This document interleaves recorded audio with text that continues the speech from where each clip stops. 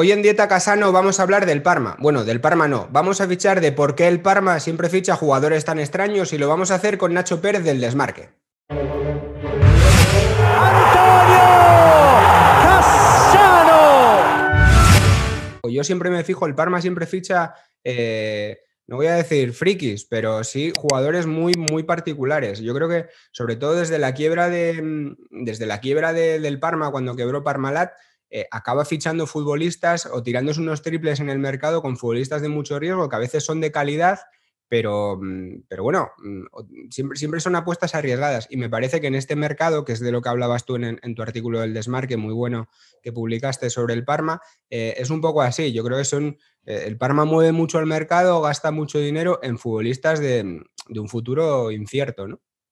Sí, bueno, como comentabas en el caso de Parmalat, en la década de los 90, en la que, bueno, pues tenían un plantillón y aparte pues consiguieron muchísimos títulos, tenían mucho dinero, ¿no? Porque había un grupo detrás como la Parmalat que así lo hacía posible. Y ahora, pues también parece que hay una gran inversión detrás, que está el grupo Krause, que lo compró hace año y medio o así el club, bueno, año y medio. Lo compró, perdón, este mismo verano, si no recuerdo mal. Sí. Y bueno, pues no tuvieron del todo margen durante el verano, aunque sí que es cierto que gastaron también una millonada.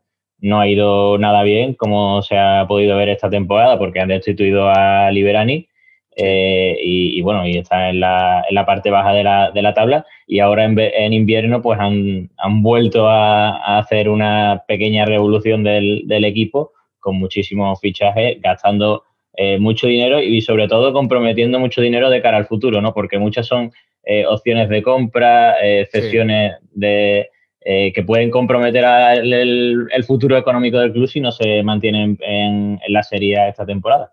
Sí, a mí me parece una tirada de dados un poco tremenda de Krause, pero bueno, a él hay que verlo también como es, ¿no? Sí. Seguramente de todos los propietarios norteamericanos que están llegando y mucho al fútbol italiano, posiblemente sea de los más estrambóticos, aunque Rocco Commisso en la Fiorentina también tiene lo Tiene el suyo, y suyo. el propietario del Venecia también tiene lo suyo, ¿no? ¿Qué decir de Tommaso Di Benedetto en la Roma, ¿no? Pero Krause ya el aspecto te habla de yo es que le veo, y la verdad que veo el típico vendedor de coches americano, Sí. te lo tengo que decir, le veo un poco en ese estilo, aunque es verdad que hay que decir que toda esta gente llega a los equipos de fútbol porque no hay otros empresarios locales que lo compren, ¿eh? De Parma, por ejemplo, se Sí. fue el presidente que ahora está en la Reggiana, se fue de Parma o se fue de Módena también. Bueno, o sea, hay veces que como hay un vacío, pues se aprovechan esta gente que yo los considero casi soldados de fortuna. Pero, por ejemplo, el Parma, lo comentas tú en este artículo, es uno de los 10 clubes que más ha invertido en fichajes durante el mercado invernal, 15 kilos.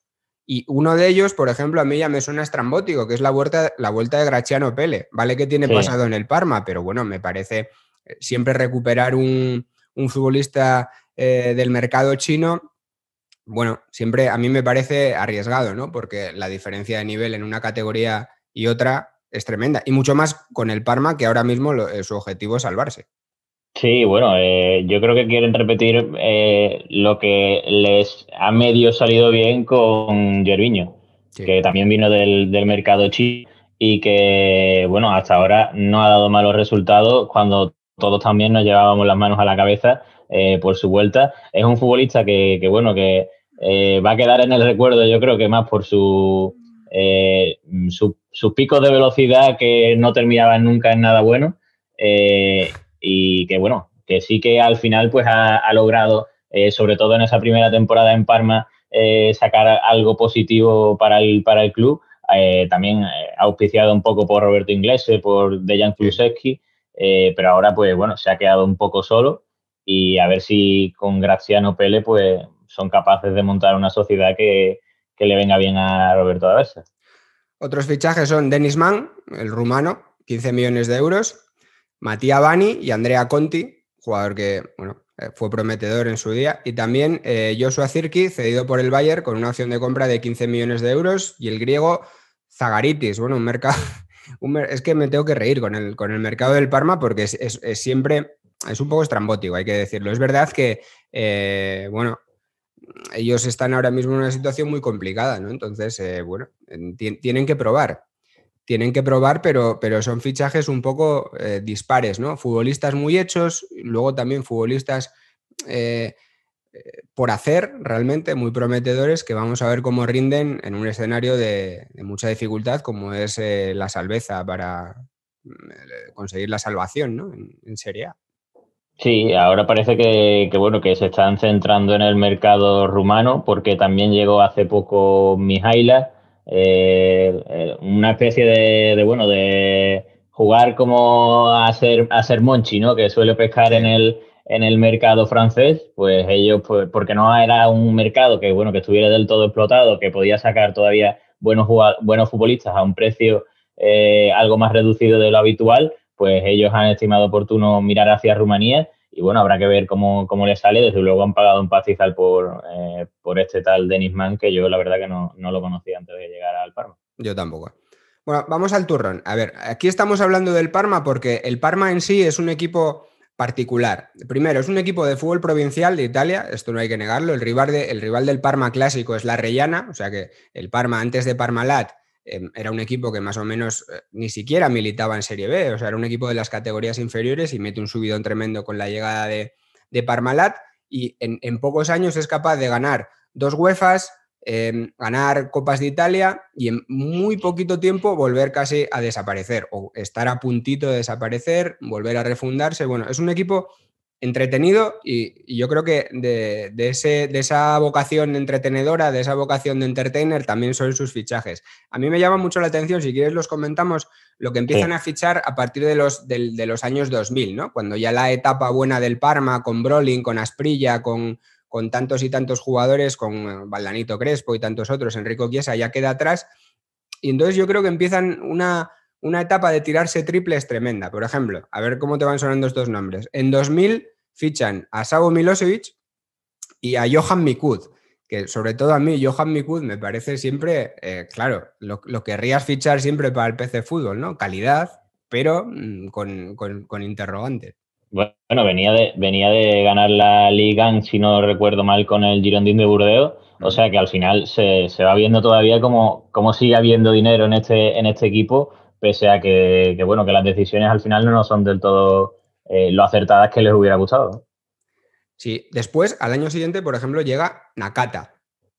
Que Nakata es un futbolista particular. Es verdad que en la Roma juega bien y es uno de los iconos de los 90 del fútbol italiano, pero era un futbolista, bueno, particular, casi de laboratorio, muy, muy técnico, muy fino, pero también bueno, yo creo que mentalmente no era un futbolista preparado para estos retos, ¿no? Para un reto como el del Parma, como decir, bueno, vamos a volver a ser el equipo que fuimos. Y al final el paso de Nakata, contra todo pronóstico, por Parma queda casi como una anécdota. Sí, bueno, llega también, al igual que Mikud, de ganar la Serie A con la Roma, aunque sí que es cierto que, bueno, que la Roma tampoco es No, todo lo decisivo que se esperaba, sobre todo porque está a la sombra de Francesco Totti, que, bueno, más o menos ocupaban la misma posición sobre el campo. Sobre todo su irrupción en Italia viene con el Perugia, cuando llega, bueno, es un futbolista exótico, creo que es de los primeros japoneses que vienen a probar suerte a Europa y por eso se convierte como en un icono. Y bueno, en Parma pues tampoco le salieron las cosas como le gustaría, aunque sí que tuvo algunos buenos tramos, ¿no? Durante su etapa en Parma. no, Nakata, futbolistas como Nakata, también pasó con Nakamura, en Sí. la Reggina y luego también en el Español. Siempre es el sueño de los presidentes de abrirse al mercado asiático. Y en el Perú ya fue un poco así. Bueno, de hecho, Luciano Gauchi, el presidente del Perú, ya dice que vendió muchas camisetas, que además eran de su propia marca. No le dejaba la camiseta a otras, que la explotaran otras marcas comerciales, era la marca Galex. Y dicen que vendió muchas de Nakata en Japón y que, bueno, yo creo que hay que vender muchísimas camisetas en Japón para que Sí, para que salga rentable, ¿eh? te compense un fichaje. Pero bueno, Nakata es verdad que en el Parma, bueno, es lo que comentas, tuvo detalles, pero fíjate que luego acabó jugando en Camboya, ¿no? Entonces, son fichajes un poco extraños. Al siguiente año llegan héroes del fútbol italiano al Parma y más que del fútbol italiano, llegan héroes del Pro Evolution Soccer, o sea, tengo que decirlo, porque llegan Adriano y Mutu. Adriano seguramente con uno de los mejores futbolistas de videojuego del mundo y hacía pareja con Mutu. O sea, psicológicamente, ¿cómo afronta uno los fichajes? O si eres el entrenador, ¿cómo afrontas tener en la plantilla en el mismo año a Adriano y a Mutu? Creo que el entrenador era Prandelli, ¿no? Sí. Que ahora es entrenador de la Fiorentina. Estuvo en el Valencia también hace poco y fue seleccionador italiano. Y sí que habla bastante bien Prandelli de Mutu. Es cierto que la mayoría de los problemas le llegan cuando abandona Parma y se va al Chelsea. En Parma sí que tuvo un grandísimo rendimiento. Por ello, pues fue uno de los primeros grandes fichajes por el desembolso económico de Roman Abramovich. Sí, mira, en Parma lo tengo aquí, lo estaba mirando según me lo decías y es verdad, el primer año mete 18 goles, Sí. Pero bueno, siempre es verdad que Mutu es un futbolista también, bueno, muy bueno y como todas las estrellas, bueno, hay que saber llevarlo, ¿no? Y Claro. yo te lo decía en el sentido de que se juntase con Adriano en el Sí, mismo... sí, sí, ¿no? Bueno, Adriano al final también comentan que, bueno, según he leído ayer preparando un poco el tema, que cambia todo a raíz de la muerte de su padre, cuando él está Claro. todavía en el Parma. Y bueno, su compañero en aquel Parma Junior, también brasileño, Sí. pues lo cuenta, ¿no? Que a raíz de la muerte del padre no es el mismo. Aún así, pues tiene varios años a un grandísimo nivel, pero al final de su carrera, pues ya hemos visto lo que ha pasado. Se le ha visto en favelas, con problemas de alcohol, con evidente sobrepeso. El caso de Mutu relacionado con las drogas, con la mafia, con escándalos sexuales. Sí, la verdad. Bueno, dos Yo creo que delanteros que la verdad que en Parma sí que sacaron un grandísimo nivel, pero que luego cuando han salido de allí se ha visto de qué pie cojeaban. Lo que yo creo que al final es mérito un poco de Prandelli, ¿no? Que supo sacarles un gran rendimiento y Prandelli, por ejemplo, pues reclamó de nuevo a Mutu para la Fiorentina cuando volvió a estar. hombre, dos de los delanteros con condiciones naturales y talento para jugar al fútbol más claras Sí, que se ha visto en Italia después de la época buena de los 90, ¿no? Pues Mutu, qué decir, un futbolista rapidísimo, con imaginación, con mucha clase. Seguramente, pues yo no sé, quizá el mejor jugador rumano, ¿no? O de los sí. mejores jugadores rumanos que ha salido después de la generación de oro de los Hagi.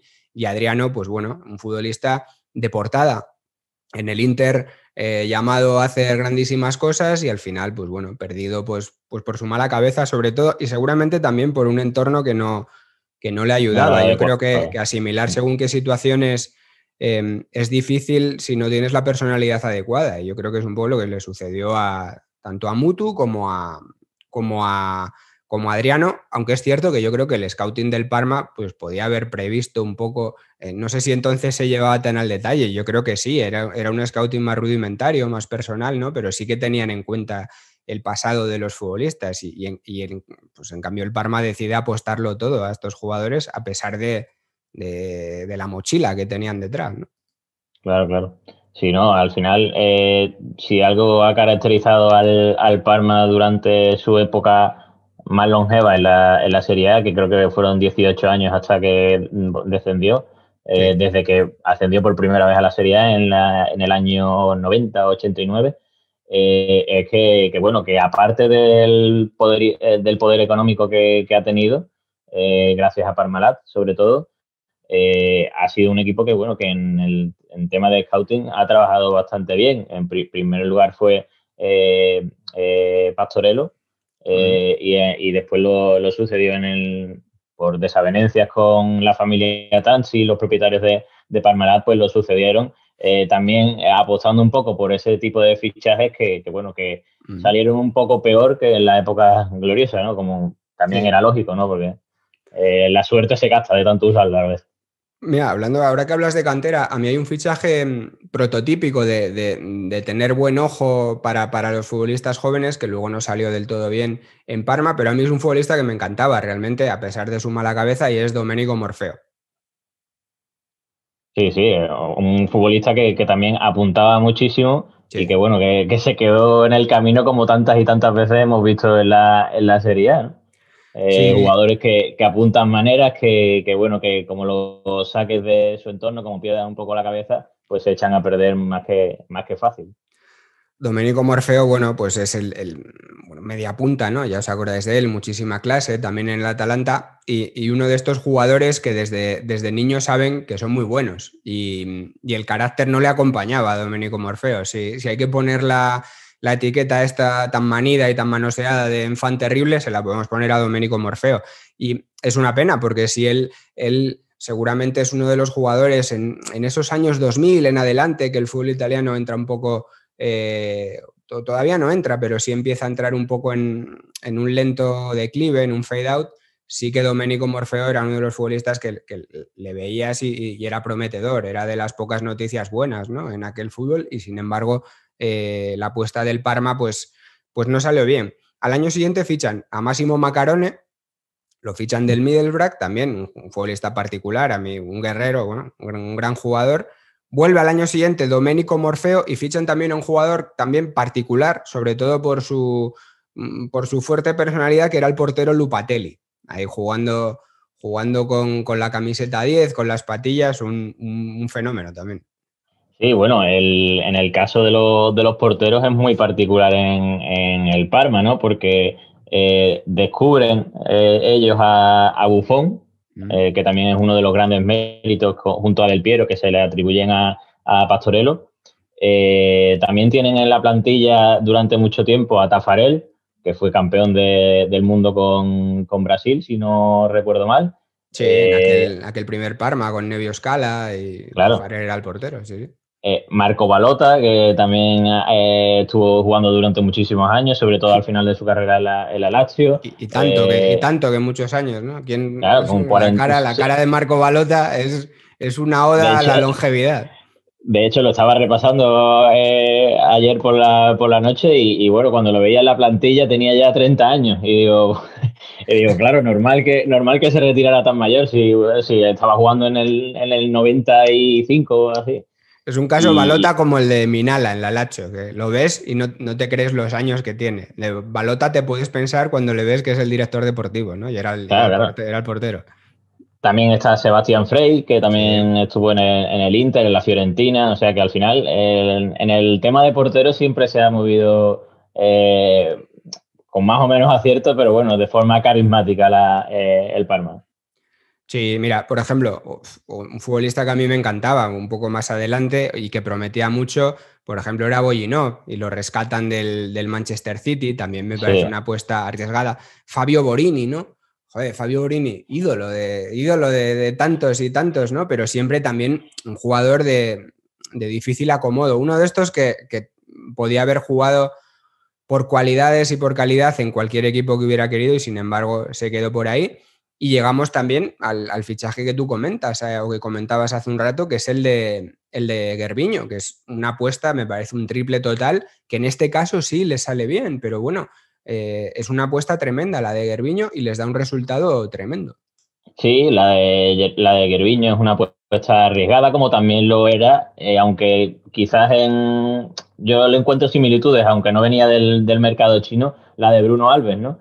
Que Es también verdad. viene con muchísimos años de experiencia y que llega al Parma y contra todo pronóstico, porque, bueno, yo creo que eran pocos los que confiaban que se fuera a hacer titular, pues sí que ha sido titular durante muchos partidos en este Parma.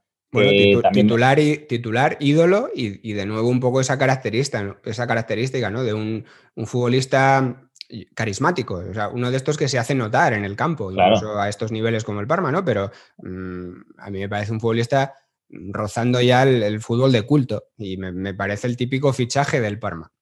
es que parecía bueno, que venía de vuelta y bueno, yo creo que quizás es ese tipo de perfil, salvando las distancias de Fernando Couto, que también estuvo en el Parma, un central portugués que, bueno, que llega al Parma procedente del Oporto, cuando el Parma pues Sí. abundaba el dinero. Y después de estar en el Barcelona y de estar en la Lazio, vuelve al Parma también con 36, 35 años, 37 ya para sus años finales de carrera, que también Mm. jugó, que también tuvo sus oportunidades en esa segunda etapa. Así que, bueno, el Parma es un equipo tan raro que actualmente en su plantilla tiene hasta un futbolista nacido en Italia que juega con la selección sueca. Así que... Sí, bueno, el propio Hristo Stoichkov, Nacho, o sea, sí, sí. También me parece un fichaje que nunca se adaptó a Parma. De hecho, allí le consideran casi un bidone, ¿no? Me parece un poco sacrilegio mezclar bidone y Stoichkov en la misma, pero para el Parma fue así. Y luego... Es que llega Stoichkov después de ganar el Balón de Oro. Claro. La temporada justo después de ganar el Balón de Oro llega al Parma y firma por 3 temporadas, pero aguanta allí muy poco. Muy poco y se vuelve al Barcelona. Y luego, como todo en este canal, aquí todos los caminos conducen a Antonio Cassano. Cassano también jugó en el Parma, ¿no? En el año del centenario, con la gestión del presidente Girardi, pues bueno, se tiraron la siempre complicada operación de fichar a Antonio Cassano y ver qué puede dar Antonio Cassano, y aquello no salió bien. Bueno, no salió tampoco tan mal, porque en su primera temporada creo que marca 12, 13 goles, que al final no es una cifra tampoco de delantero top, pero sí que... No salió bien en el sentido de que no se prolongó, digamos, Sí, bueno. la Es que relación, creo que llegó el descenso la temporada siguiente, sí. o se clasificaron para la Europa League y no se pudieron inscribir esa campaña. Entonces, pues al final los problemas económicos, pues al final también acabaron con Casano fuera del Parma.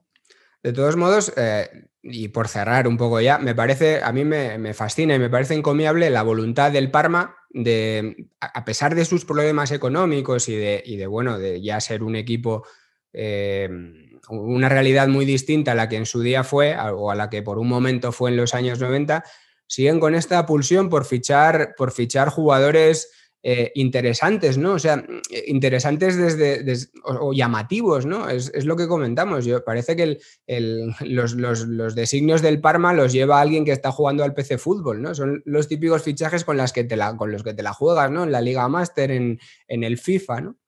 Sí, futbolistas más o menos conocidos que combina con otras apuestas personales del director deportivo. Yo lo equipararía y a la vez contrapondría con el caso del Hellas Verona, ¿no? Otro equipo que tuvo un glorioso pasado y que ahora mismo está apostando por otro tipo de fichajes de perfil bajo y con talento por explotar sobre todo, y que le está saliendo bastante bien en estas 2 últimas temporadas desde que regresó a la Serie A. No está tirando de fichajes muy conocidos, excepto ahora que ha llegado, por ejemplo, Nikola Kalinic, que sí que tiene ya una trayectoria en la Serie A, o Kevin Lasagna. Pero bueno, a fin de cuentas, el Hellas Verona también tuvo grandes futbolistas en su plantilla, y ahora pues ha cambiado su modelo o sea, su gestión en cuanto a los fichajes, no así el Parma, que bueno, que sigue apostando, como hemos repasado, por fichajes carismáticos, ¿no? Por así decirlo, esperando un gran resultado, pero que es complicado, ¿no? En ciertos casos que llegue. Sí, fíjate que yo, por ejemplo, el Hellas es un equipo que me gusta de Italia, sobre todo porque viene a reforzar esa zona media de la clasificación, que es la que a veces le da verdadera calidad a los campeonatos. Un equipo que presiona a todo el campo y bueno, que están haciendo las cosas bien con poco dinero. Y yo pensaba también, en temporadas atrás, que el Parma podía también ser ese equipo, ¿no? Un equipo de contragolpe, con esa seriedad, ¿no? De vamos a ver si somos fuertes en defensa y luego tenemos nuestra gente arriba como Gervinho, en su momento Kulusevski, para el contragolpe, ¿no? Ser un equipo con digamos, con ese sentido común, pero bueno, parece que ahora mismo, claro, cuando llegan las urgencias, pues hay que pegar tiros para todos lados. Vamos a ver qué tal le sale al Parma. Por ir cerrando, no sé cómo, si te atreves a dar un pronóstico para este año del Parma, ¿crees que se salvarán? Mi amigo Fede, que está en Reggio Emilia, y aprovecho para mandarle un saludo, haremos un vídeo pronto sobre estadios italianos. En Reggio Emilia ya están frotándose las manos porque si ellos logran la salvación y el Parma baja, a lo mejor vuelve el derbi. Están un poco en esa. Sí, bueno, la verdad que yo veo complicado que se salve el Parma esta temporada, aunque sí que es cierto que yo opino, viendo nombre por nombre, plantilla por plantilla, que hay 3 equipos con peor plantilla que el Parma, o a lo mejor más incluso de 3. O sea que considero que el Parma pues tiene equipo para mantenerse una temporada más en la Serie A. Ahora han vuelto a apostar por el entrenador que bueno, con el que ascendieron 3 veces consecutivas, que es el único equipo italiano que lo ha conseguido. Y bueno, no creo que haya muchos equipos más en Europa que también lo hayan conseguido. O sea que al final es un entrenador que conoce la sociedad, un entrenador que conoce la ciudad, que conoce a la propiedad del club también. Bueno, a la propiedad no, porque ahora acaba de cambiar, pero bueno, Sí. que conoce el entorno, por así decirlo. Y yo creo que sí que es capaz de salvarlo, aunque lo veo muy complicado por cómo se está desempeñando el equipo. A ver si alguno de estos fichajes de este mercado de invierno que hemos comentado, pues al final acaba rompiendo y le acaba dando algo nuevo al equipo, que parece que, bueno, que en esta última jornada no han salido las cosas muy bien porque perdieron Sí. 0-3 contra el Boloña. Yo lo veo difícil también y además es que a mí, como yo soy del Oviedo, el tema de los equipos históricos metidos ahí en el descenso siempre me da muy mala espina. Lo de tener jugadores no preparados para pelear el descenso siempre me da muy mala espina, pero bueno, esperemos que la verdad, y lo siento por Fede, ¿no? Esperemos que se salve el Parma porque es patrimonio del fútbol italiano. A mí me gusta ver el Parma en primera. Y bueno, hasta aquí, oye, ha sido un placer, tío, hablar contigo del Parma y sobre todo me gusta verte publicar de fútbol italiano en un medio nacional como el Desmarque, porque no tenemos la oportunidad en castellano de leer tantos temas sobre calcio y la verdad que me encanta que sea así. Bueno, el placer ha sido mío y vamos, seguiremos dando la turra con el fútbol italiano, tanto en Twitter, tanto en donde sea, ¿no? En donde me den voz y en el Desmarque me dan esa oportunidad, así que seguiremos intentando aprovecharla. Muy bien, pues nada, solo me queda deciros que os suscribáis, que le des al botón, campanita y todo este tipo de procedimientos que ayudan a que la dieta siga para arriba y podamos seguir haciendo este tipo de contenidos. Y me despido con un forza, saluti, bacioni, arrivederci, un forte in bocca il lupo y a presto, Pino.